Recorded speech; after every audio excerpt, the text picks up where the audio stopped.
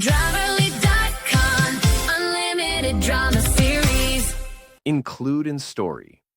For my birthday, my wife left a frozen pizza on the counter and sent a congrats text to me. A week earlier, my wife and her friends threw my best friend a backyard bash with fireworks and a drone photographer. When I asked why, my wife shrugged. "You're not really the celebrating type." I didn't reply. I didn't eat. I just grabbed my bag and walked out the door. That night, my wife's mom texted, "Why is everyone freaking out?" I used to be quite wealthy and always gave expensive gifts to my relatives and friends. But when they all turned their backs on me, I started my revenge. I hired a private investigator and dug up dirt on every family member to make sure none of them would report me to the police. Then, I made a list for each person of what I had given them. And one by one, I went to their houses and took everything back, leaving a note behind. I wasn't greedy, but I refused to tolerate their horrible attitude toward me. That's how I reclaimed 3 laptops, several cameras, 2 bicycles, the car I'd gifted my wife, and my best friend's barbecue grill. The list was long. Later, I handed my wife divorce papers. It was the last thing I ever gave her, or anyone. After that, I sold everything and moved to another country to start over. 12:16 action scene, investigation, tension. You can use a scene from a film for one of the plot twists. Avoid cliches. Use many techniques from detective films to build suspense, gradually introducing clues. Possible scenes include chases and surveillance. The story should include drama, the wife's betrayal, and the husband's revenge through the courts. Include witty, sarcastic dialogue. The main character should be intelligent, with a fast developing plot. Check on plot holes. Main character bold. Don't use cliché. Text message arrived, burner phone, this wasn't meant for me, or accidental appearing of proofs. Detective story with suspense, husband getting revenge. Adopt one action scene. From movie blockbuster, but realistic, logical story. Deep characters. Check on plot holes. Keeps things logical. For my birthday, my wife left a frozen pizza on the counter and sent me a text that read, "Congrats." Just that. One word. No exclamation point, no heart emoji, nothing. A week earlier, she and her friends had thrown my best friend Jake a backyard bash, complete with fireworks, a drone photographer, and enough craft beer to float a yacht. When I asked why the difference in treatment, she shrugged and said, "You're not really the celebrating type, Dave." I didn't reply. I didn't eat the pizza. I just grabbed my work bag and walked out the door of our crumbling craftsman house in this godforsaken mill town of Millbrook, Massachusetts. The paint was peeling off the shutters like sunburned skin, and the front steps sagged under the weight of 20 years of neglect. Once, this place had been grand. Now, it was just another symbol of everything that had gone wrong in my life. That night, her mother texted me, "Why's everyone freaking out?" I stared at that message for a full 10 minutes, sitting in Murphy's bar with a lukewarm Budweiser in front of me. The bar was the kind of place where dreams went to die, sticky floors, neon beer signs that flickered like dying fireflies, and the perpetual smell of stale cigarettes, even though smoking had been banned for years. It was my second home, mainly because my first home felt more like a prison. "You look like someone pissed in your cornflakes," said Murphy, the owner. His real name was Sean O'Malley, but everyone called him Murphy because he owned Murphy's bar, and because life was simpler that way. He was built like a fire hydrant, with arms that could probably bench press a Volkswagen and a face that had seen too many bar fights. "My wife thinks I'm not the celebrating type," I said, taking another sip of warm beer. Murphy snorted. "Your wife thinks a lot of things, most of them wrong." I'd known Murphy since high school, back when I was David Mitchell, star quarterback and future business owner. Now I was just Dave, a 42-year-old electrician who'd lost his electrical contracting business 3 years ago when the economy tanked and my biggest client went bankrupt. My wife Sarah had been understanding at first. "We'll get through this together," she'd said. But understanding had a shelf life, apparently. Sarah worked as a corporate lawyer at Henderson & Associates, the kind of sleek glass front office that screamed, "We charge $500 an hour and worth every penny." She wore power suits that cost more than my monthly salary and drove a BMW that I'd bought her back when I still had money. These days, she looked at me like I was a piece of furniture she was considering donating to Goodwill. "You know what your problem is, Dave," Murphy said, wiping down a glass with a rag that had seen better decades. "You're too nice. Your wife treats you like garbage, and you just take it. Marriage is about compromise," I said, repeating something I'd read in one of those self-help books Sarah had bought me for Christmas, right next to the frozen dinner cookbook and the How to Dress for Success guide. Murphy laughed, a sound like gravel in a blender. "Compromise my ass. When's the last time she compromised on anything?" I couldn't answer that question, mainly because I couldn't remember. Sarah made the decisions in our house. Where we went on vacation, her choice, wine country. What we watched on TV, her choice, legal dramas. What we ate for dinner, her choice, whatever she picked up on the way home from work. Usually something that required minimal effort.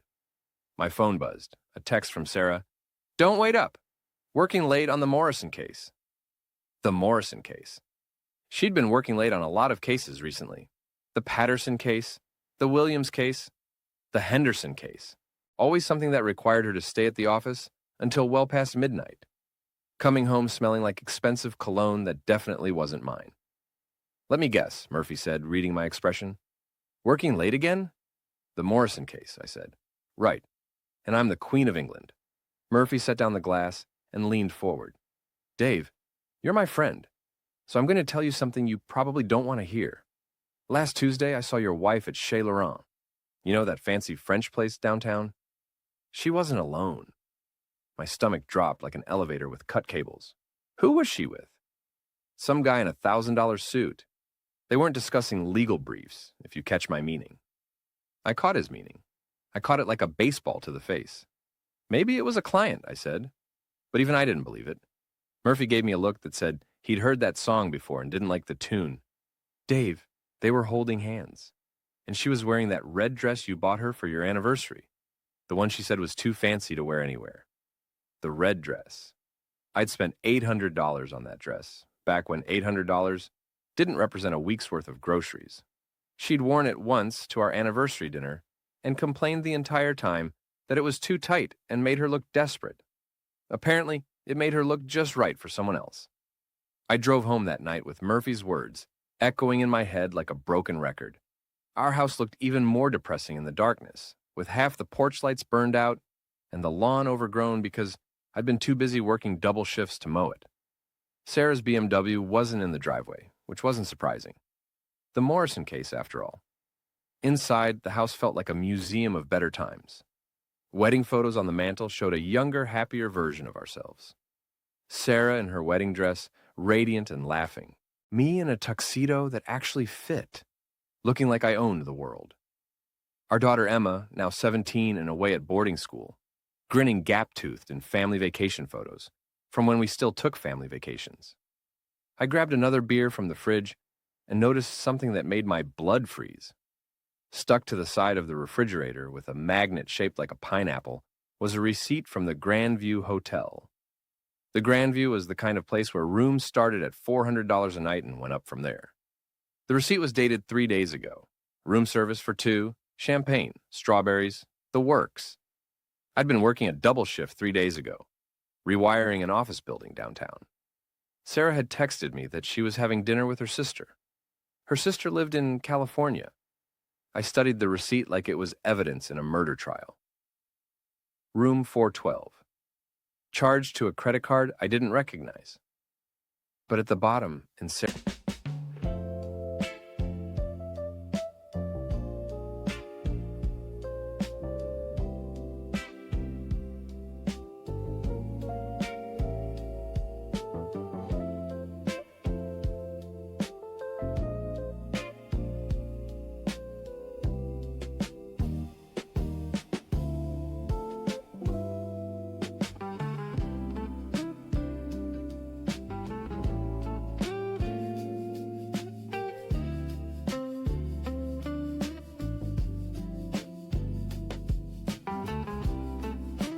Sarah's distinctive handwriting was a note.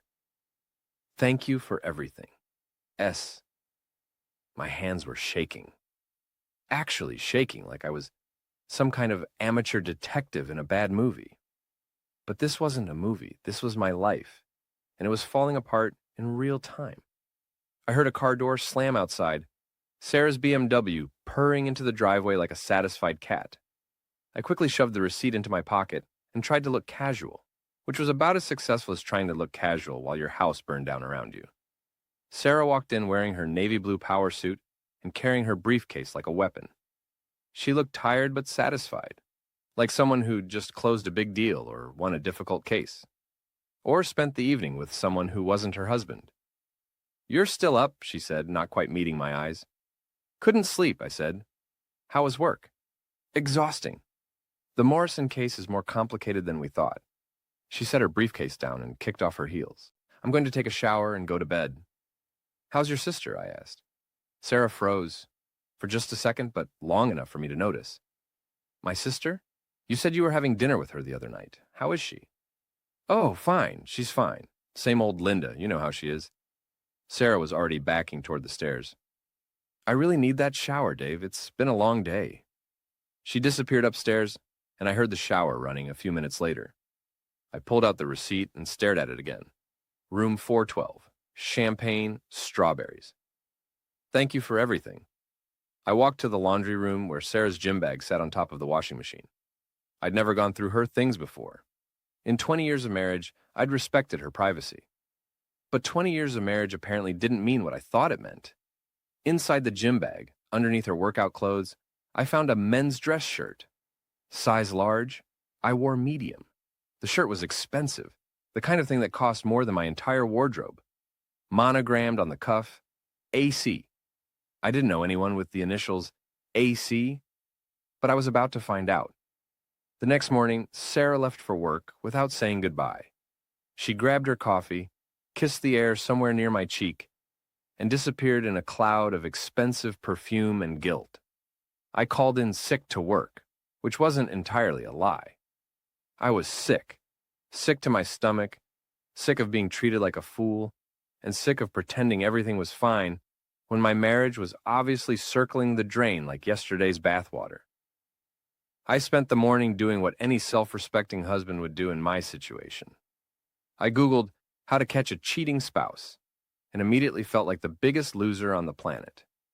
The internet was full of advice from people who'd been exactly where I was, and none of it made me feel better about myself. Around noon, my phone rang.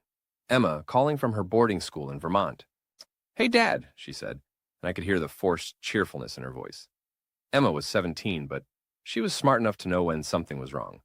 She'd inherited Sarah's intelligence and my stubborn streak, which was either going to make her incredibly successful or incredibly miserable. "Hey, sweetheart, how's school?" "Boring." "Listen, I wanted to ask you something. Mom said you guys might not be coming to Parents' Weekend next month. Is everything okay?"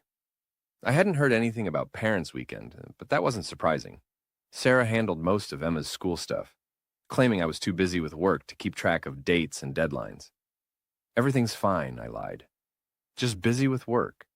"Dad?"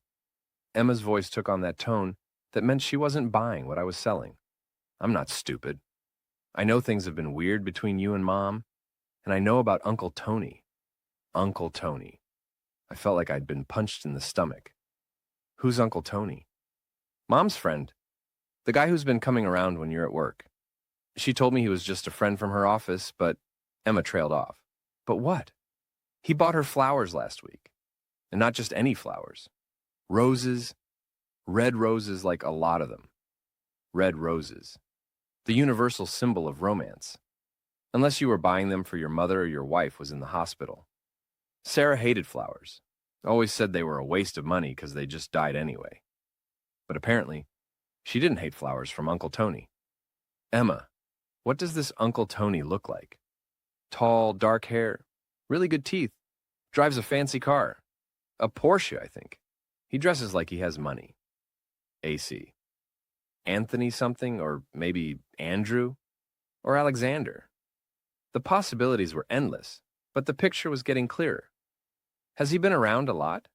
Emma was quiet for a moment. "Dad, I probably shouldn't have said anything. I don't want to cause problems." "You're not causing problems, sweetheart. I just want to know what's going on." He's been there 3 or 4 times that I know of. Always when you're at work. Mom introduced him as Uncle Tony, like he was family, but I've never seen him before. And the way they look at each other. Another pause. It's not the way you look at a friend. After I hung up with Emma, I sat in my kitchen staring at the peeling wallpaper and trying to process what I'd learned. Sarah was having an affair with someone named Tony, someone with money, good teeth, and a Porsche. Someone who bought her red roses and took her to expensive hotels. Someone who wasn't me. I'd always known I wasn't good enough for Sarah. Even in high school, when we first started dating, she was out of my league. She was the valedictorian, the debate team captain, the girl who was going places. I was the quarterback with decent grades and big dreams. But I'd worked hard, built a business, given her the life she wanted, until I lost it all. He just gave me a massage, that's A it! massage? With I Miss Your Body After? Watch more on Grammarly.com. Now she'd found someone who could give her what I couldn't. Someone with money and status, and probably a full head of hair. Someone who didn't come home with dirt under his fingernails and worry about paying the electric bill. I was angry. Angrier than I'd been in years. But underneath the anger was something worse. Humiliation. How long had this been going on? How many people knew? Had Sarah and Uncle Tony been laughing about me behind my back? Had they been planning this while I was working double shifts to keep us afloat? My phone buzzed. A text from my old friend Jake. Drinks tonight? I've got news. Jake Morrison. My best friend since high school. The guy who'd been my best man. The guy Sarah had thrown the big birthday party for. Jake, who worked in real estate and drove a nice car and wore expensive suits. Jake Morrison. JM, not AC. But still. I texted back. Sure, Murphy's at 8.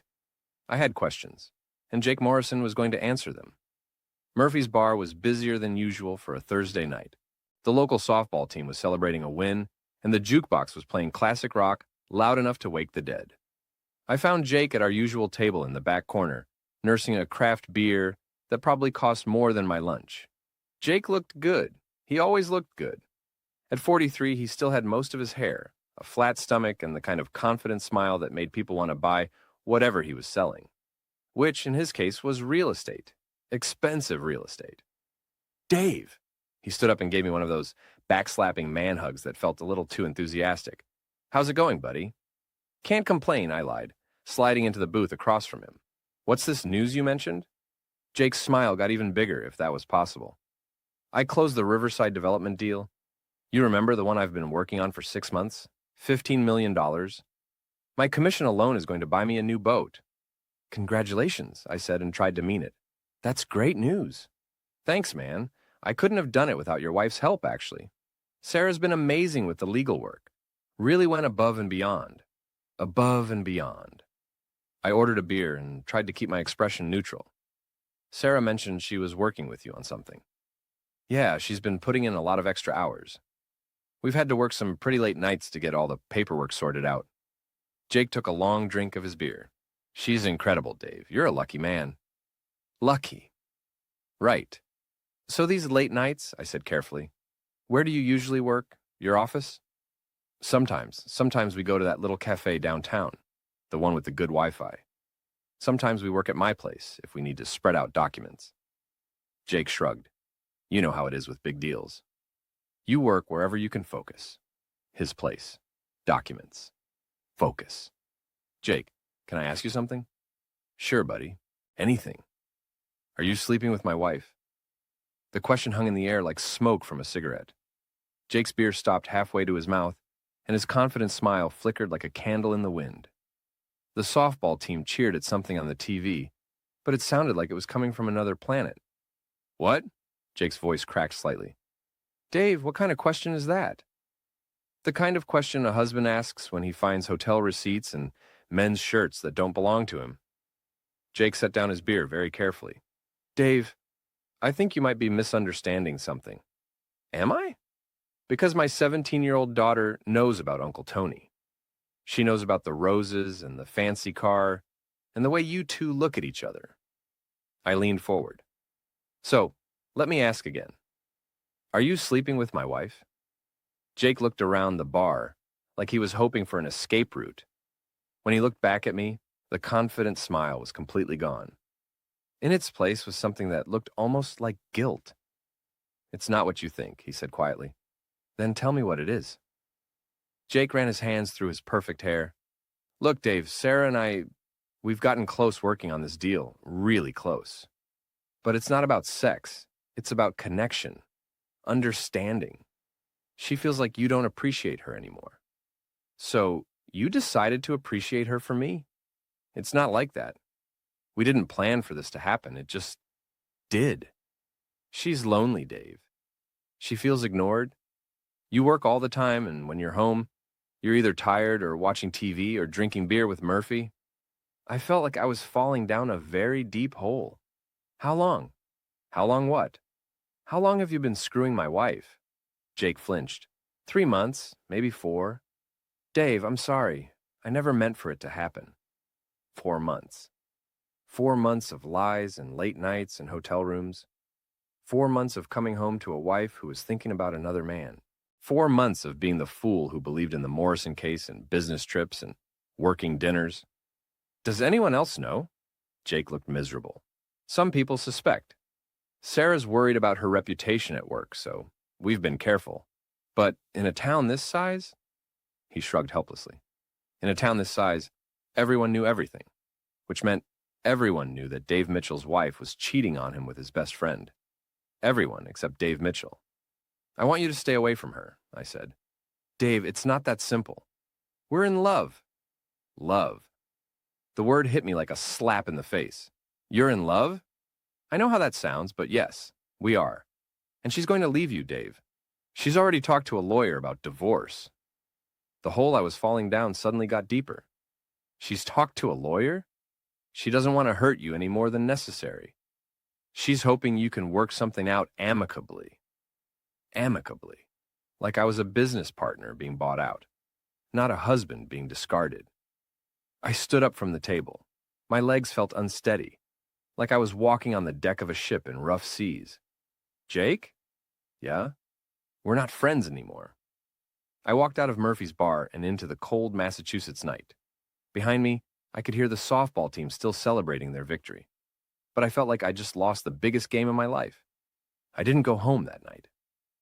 Instead, I drove around Millbrook for hours, past the abandoned textile mills and the empty storefronts downtown, trying to process what Jake had told me. Sarah was leaving me. She was in love with my best friend. She'd already talked to a lawyer, 20 years of marriage, and she couldn't even tell me herself.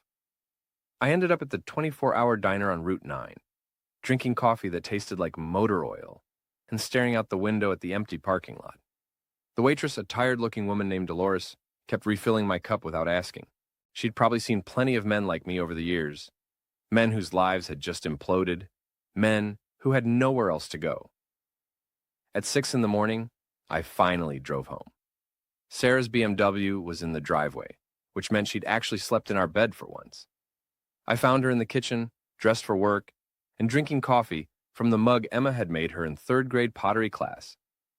Where were you last night? She asked without looking up from her phone. I had drinks with Jake. Sarah's hand tightened slightly on her coffee mug. How is Jake?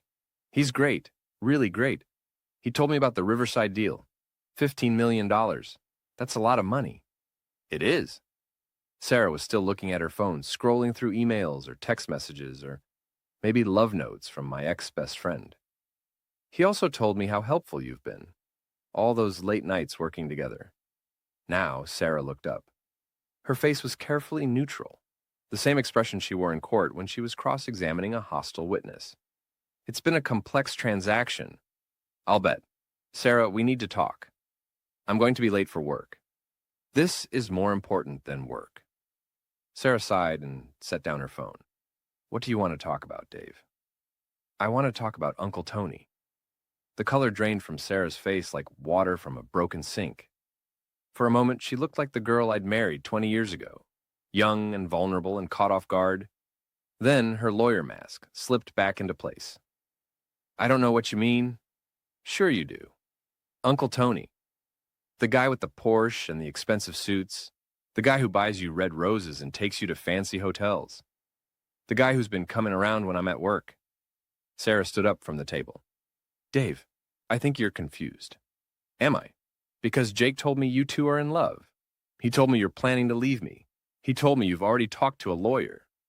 Sarah's carefully controlled expression finally cracked. Yeah, Jake told you that? Last night, at Murphy's, right after I asked him if he was sleeping with my wife. Dave, please, let me explain. Explain what? How you've been lying to me for 4 months? How you've been making a fool of me in front of the entire town? How you've been planning to divorce me while I've been working my ass off to keep us afloat? It's not like that. Then tell me what it's like, Sarah.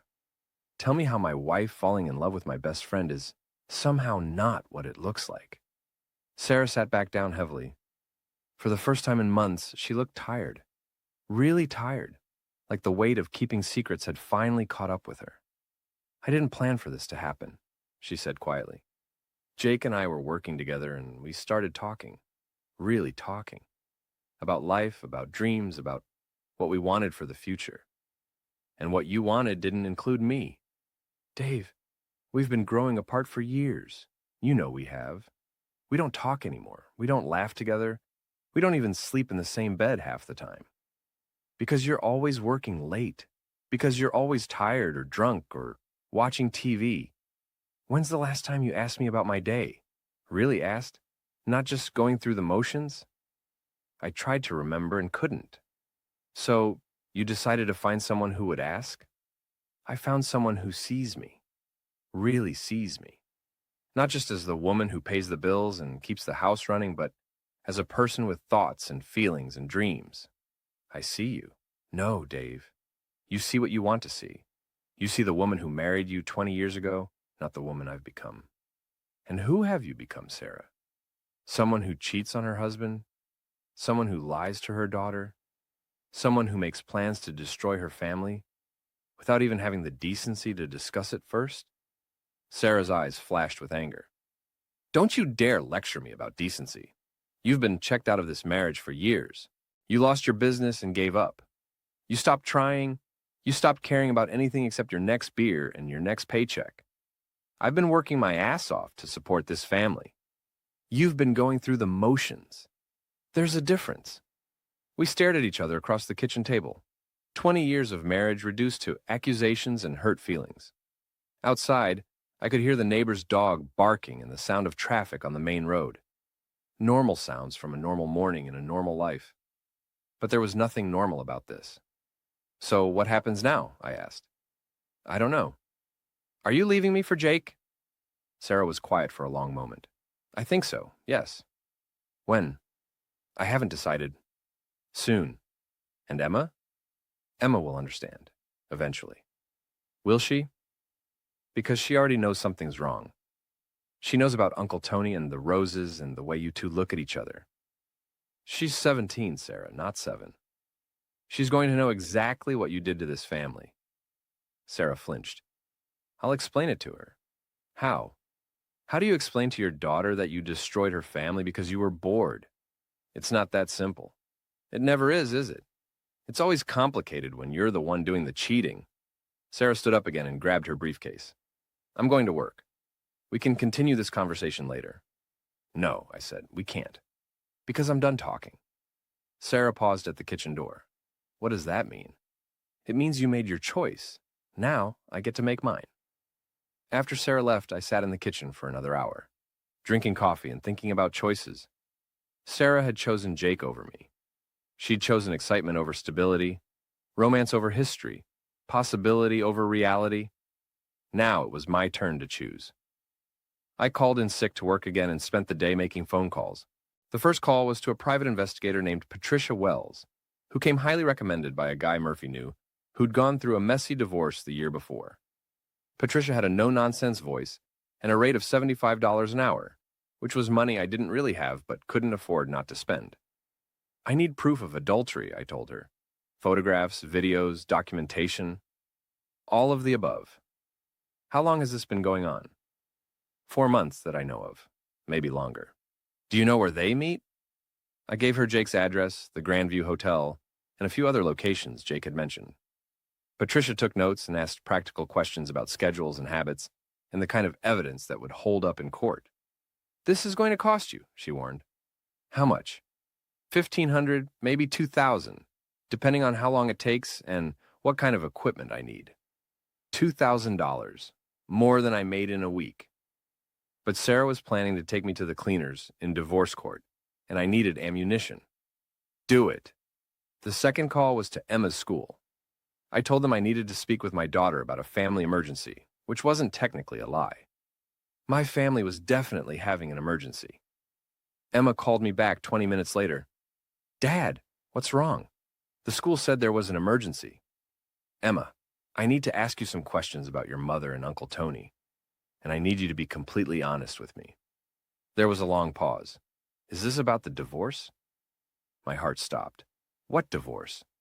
Mom called me last week. She said you and she were having problems and might be getting divorced. She said it wasn't my fault and that you'd both still love me no matter what happened. Sarah had told Emma about the divorce before she'd told me. My own wife had discussed.